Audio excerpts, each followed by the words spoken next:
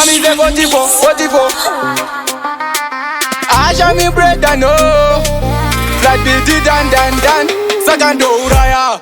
Semshongo mapete ndo kila mataka ndo funga vandikete uraya.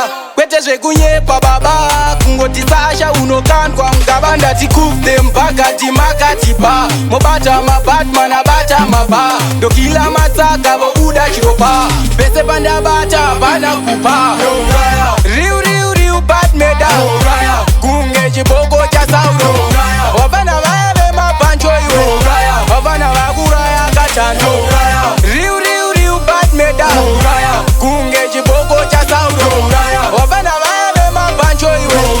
Wavana vakuraya katano. Ndari koso pese panda kila kapano itwa koso kasaka ndiri bati. Pura ve mabemba kandini ndinokila kaneva mnotemba katele mapancho. Pura kaombe umbembembe digitora mukombembe ndiri uruka nzombe unzombembe siyava shambe kaflashika hande.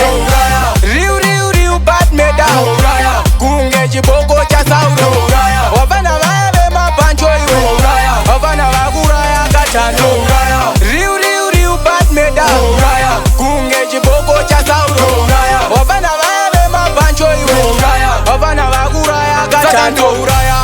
Semshongo mapete ndo kila mataka ndo funga vandikete uraya. Kwete zvekunyepa baba kungoti Sasha unokandwa mukabanda tikufte mpaka timakatipa. Mobata mabatman abata maba ndo kila mataka vobuda chiropa. Pese panda bata pana kupa.